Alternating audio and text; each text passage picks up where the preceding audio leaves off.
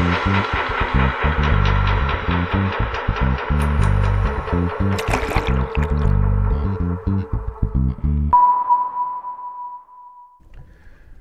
know, I want to talk a little bit about jig fishing here. There's a million different kind of jigs, different shapes and styles out there on the market, and sometimes, you know, can really get to you trying to decide what you want to pick. But to me, there's really only three styles.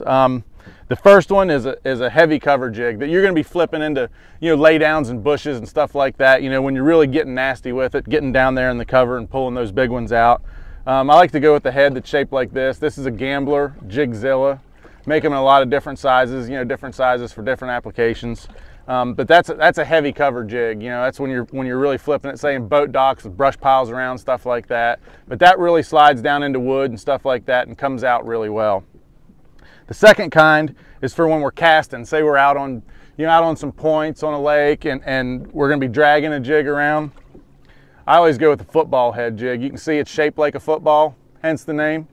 But this jig really drags around well. It doesn't get hung up in the little broken up bottom and hard spots on the bottom like those fish like to get on offshore. And it has a really good hookup ratio. This is a 3/4 ounce from Gambler from their jig shop. This is my favorite, works pretty well. And the third kind is a swim jig. And a swim jig has a lot more pointed head on it. Most of the time with a swim jig, we're reeling it through thick grass and stuff like that. And there's a couple different ways guys fish swim jigs. Some guys like to pump it a lot. Some guys just like to straight reel it. I'm more kind of a straight reel it kind of guy, but both ways work. As long as you have a good trailer on the back that creates a lot of racket. You know, like a Gambler Flappy Daddy, for example, is what I like to put on the back.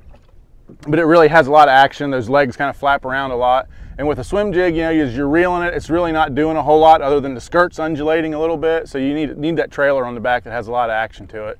But those are the three kinds of jigs that I use. And I think if we all simplify our jig fishing a little bit, we'll all be a lot better at it.